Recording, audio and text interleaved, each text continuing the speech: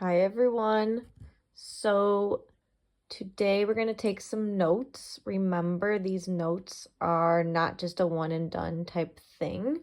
So what that means is we're going to be going back, we're going to be using these notes. So anytime we're doing bowel work, I want you taking out these notes. Doing other activities, I want you taking them out and using them to help you. So you don't just automatically raise your hand and ask me for help.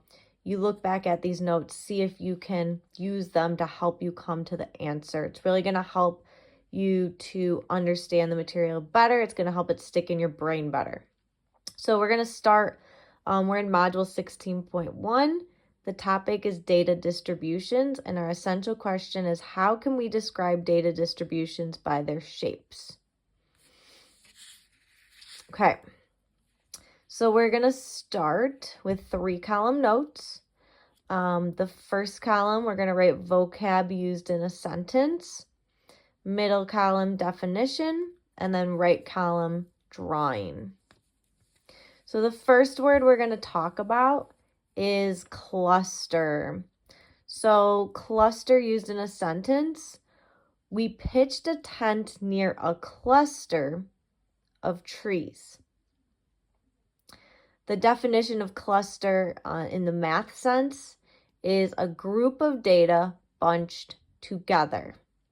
Okay, and then you can see over here, we have a dot plot.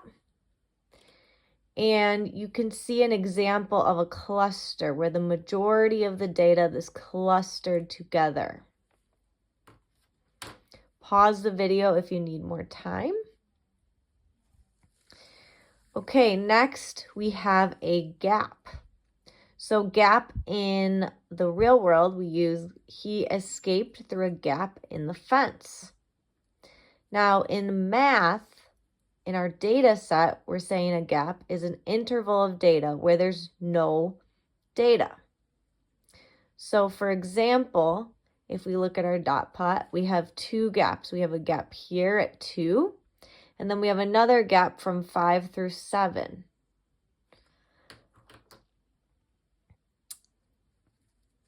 Okay. Lastly, on this page, we have a peak. So he climbed to the peak of a mountain. The peak in our data distribution is going to be the highest point on a graph of data.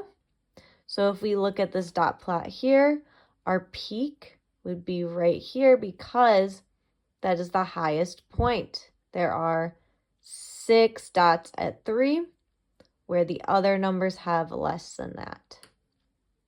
Again, pause it if you need more time. Make sure you're writing neat. So take your time to make sure this is neat, something you want to go back to. Okay, moving on to our next page of notes. So we're not going to rewrite the essential question. We can simply just write continued with an arrow so we know to go back to that first page to see our essential question. Okay, again, I'm rewriting vocab used in a sentence, definition, and drawing. So as we refer back to this, we understand what each column is for. So we're going to have 3 more words on this page. So skew, the picture on the wall was skewed, so I had to straighten it. What that means is the picture on the wall would be sideways, right? Or a little crooked. In the data distribution, it's a distribution that is lopsided or non-symmetrical. So you can see in this example here, all of the data is skewed to the right. Okay. Now symmetry, here's an example of letters that are symmetrical. A, H, and M have a line of symmetry through the center. You can see if you were to draw a line right through the center, they mirror each other, right? If you were to fold each letter in half, it would mirror each other. So it's evenly spread out data with a mirror-like shape. You could see right at 5, if I were to draw a line right through the middle at 5 and fold this in half, the left side mirrors the right side. That is what symmetry is. This is a symmetrical distribution. And then lastly, we have the mode. The mode of ages in this classroom is between 13 and 14 years old. Okay, that's because majority of students are either 13 or 14. So if there were 10 students in this class that were 13 years old and 3 students that were 14, then yes, the mode would be 13. It's the number that is the most common in the data set. So in this data set, we have 2 3s. So that's the number that's most common. 3 is the mode. Again, when we're done with this, we're going to keep this in our math lab book so we can keep going back to it and we can use it to help us. I want you taking this out on bell work. I want you taking it out on activities.